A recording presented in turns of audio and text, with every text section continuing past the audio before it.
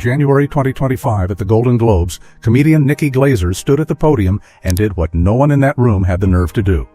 She looked directly at Leonardo DiCaprio, seated in the audience beside his girlfriend Vittoria Soretti, and joked about his now legendary pattern of dating women under 25.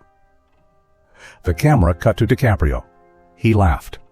A perfect, practiced, camera-ready laugh. But for just a fraction of a second, something flickered behind his eyes. Not anger, not embarrassment. Something older than both. The look of a man who has spent his entire life being perceived, studied, discussed, and defined by everyone except himself.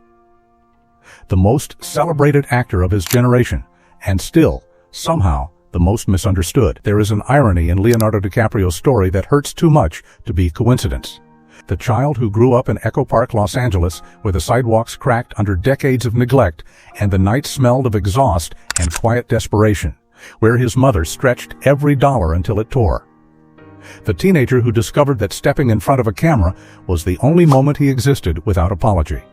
The only space where a strange, hungry face from a broken neighborhood could become something the world leaned toward. The icon who built an entire empire on that hunger, that ferocious refusal to be invisible or ordinary or forgotten. All of that, so that life would arrive decades later and keep asking the one question fame never answers. Who are you when the cameras finally stop? How does a boy from one of Los Angeles' most overlooked zip codes become the most sought-after actor of his generation? The face of Romeo and Juliet, of Don't Look Up, of films that define entire decades. What was really happening behind the golden smile and the effortless magnetism that made the world want to follow him everywhere? And what happens when the very intensity that made Leonardo DiCaprio extraordinary begins slowly consuming everything he tries to hold on to?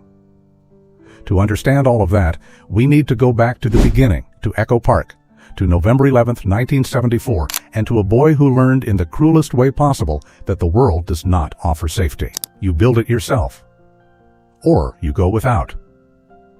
Leonardo Wilhelm DiCaprio was born in a county hospital in Los Angeles, California. His father, George DiCaprio, was a comic book artist and underground distributor, a man who moved through the world sideways, creatively, unconventionally, often beautifully, rarely practically. His mother, Irmelin Indenberken, was a German immigrant who worked as a legal secretary, a woman built from discipline and devotion who treated sacrifice not as suffering, but as simply what love requires. Echo Park, in the mid-1970s, was a neighborhood that felt like a city holding its breath. Low buildings, gray sidewalks pressed against laundromats and corner bodegas. The particular exhaustion of people working too hard for results that never quite arrived. It was not a place that manufactured legends. George and Irmelin separated when Leonardo was 1 year old. He was raised primarily by his mother, who worked with quiet, unrelenting ferocity to give her son a life that felt whole, even when the finances whispered otherwise. His father remained present, creatively, lovingly, but unconventionally. The household was fractured from the very start. There was no inheritance, no industry connection waiting to be activated, no paved road pointing toward anything, but there was something Irmelin gave her son that no amount of money can manufacture. The absolute, unshakable conviction that he was worth something, even when nothing in their zip code confirmed it. The wound, though, ran deep and invisible. Growing up split between two households, two very different emotional worlds, Leonardo developed something that looked like charisma from the outside and felt like hypervigilance from the inside. He was a child who learned to read rooms the way other children read books, who understood instinctively that if you make someone laugh before they decide what to think of you, you control the entire narrative. He was not performing for pleasure in those early years. He was performing for survival. The charm was real. But it was also armor. In school, the instability followed him like weather. Moving between neighborhoods meant moving between social hierarchies, and a boy who belonged nowhere cleanly became a target. He was the kid with the unusual name, the artist father, the lunches that didn't match anyone else's. The kid who lived sometimes here, sometimes somewhere else. Teachers remembered him as restless, distracted, magnetic, in a way that made them uneasy. Classmates remembered him differently. He learned very early that visibility was dangerous unless you controlled precisely what was being seen.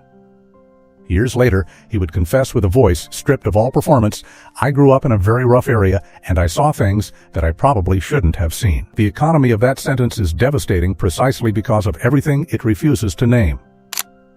At 15, his agent delivered a verdict that could have ended everything before it started. His appearance was too unconventional. His name would never work. He needed to become Lenny Williams. Something safer. Something the audience wouldn't have to think about. Leonardo DiCaprio looked across that desk and said no. For a boy who had spent his entire childhood calculating when to disappear and when to be seen, that single word was an act of extraordinary, unreasonable courage. He was 15. He had no backup plan. He said no anyway. With the door to conventional representation half closed behind him, Leonardo DiCaprio found his way onto television almost by accident. Small commercials. A recurring role on the sitcom Growing Pains, where he played Luke Brower, a troubled homeless teenager taken in by a suburban family. The role was not glamorous. It was not the stuff of legends. But it was honest in a way that felt personal, because playing a displaced boy searching for somewhere to belong required almost no acting at all. The camera recognized something in him that the industry had not yet decided to name. Then, in 1993, Robert De Niro looked across a casting room and saw it immediately. DiCaprio, at 19, was cast alongside De Niro in this boy's life, playing a teenager surviving an abusive stepfather with terrifying psychological precision. Critics stopped. They leaned forward.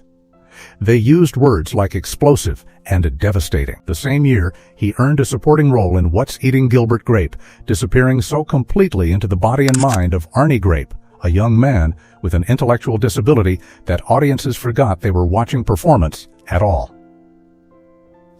He was nominated for an Academy Award. He was 19 years old. He was nominated for an Academy Award at 19 years old, and the most remarkable thing about it was that it felt completely earned. Then came Romeo and Juliet in 1996, Baz Luhrmann's electric, chrome and neon reinvention of Shakespeare that turned DiCaprio into something the industry had no existing category for. The film grossed over $147 million worldwide against a budget of $14.5 million. Searches for Romeo and Juliet with Leonardo DiCaprio still spike every single time a new generation of teenagers discovers heartbreak for the first time. And then, in 1997, James Cameron handed him the bow of the Titanic. The film earned $2.19 billion. Leonardo DiCaprio's face was on every magazine cover, every bedroom wall, every conversation happening anywhere in the world. He was 23 years old. He had arrived at the exact summit every actor dreams of reaching. And that is precisely where the story becomes complicated. Behind the red carpets and the global adoration, something was beginning to fracture quietly. The roles that followed Titanic carried enormous expectation, and DiCaprio, with a perfectionism that bordered on self-destruction, began choosing projects that confused audiences who wanted him comfortable and romantic and safe. He wanted dangerous. He wanted transformation. The industry wanted the boy from the bow of the ship. He wanted to become someone no one could predict. His personal life became the other story the world insisted on telling. Leonardo DiCaprio and his now famous pattern, Leonardo DiCaprio girlfriends, Leonardo DiCaprio girlfriend age, Leonardo DiCaprio current girlfriend. These searches have followed him for 2 decades because the pattern is undeniable and the internet never forgets. Blake Lively, and now Vittoria Soretti, the Italian model who sat beside him at those Golden Globes while Nikki Glaser made the joke that traveled around the world in 48 hours. When Nikki Glaser's Golden Globes Leonardo DiCaprio moment went viral, it cracked open a conversation that had been waiting for years. Not about the women, about the man. About what it means to be incapable of sustained romantic vulnerability when the first lesson life taught you was that closeness leads to fracture. His mother and father separated when he was 1. The household split before he had language to process it. Psychologists who study attachment will tell you that the earliest fractures write the longest instructions. DiCaprio has never married. He has loved, clearly and genuinely, but always with an invisible perimeter that nothing and no one has been permitted to fully cross. Fame did not create that perimeter. Echo Park did. The physical toll arrived alongside the professional obsession. For The Revenant in 2015, DiCaprio slept inside animal carcasses in sub-zero temperatures in Canada and Argentina. He ate raw bison liver. He endured hypothermia repeatedly during filming. Director Alejandro Iñárritu described conditions on set as genuinely dangerous. DiCaprio described them as necessary. "I can't think of a film that was more physically difficult," he admitted quietly in an interview where he looked less like a movie star and more like a man who had genuinely survived something. He won his Academy Award that night in February 2016, and when he held that Oscar, the applause in the Dolby Theater felt like the world exhaling something it had been holding for 20 years. Then came Don't Look Up in 2021, a film that searches for Don't Look Up and Leonardo DiCaprio still trend together, because the film hit something raw in the cultural conversation about denial and catastrophe and the particular madness of watching disaster approach in slow motion while everyone argues about the optics.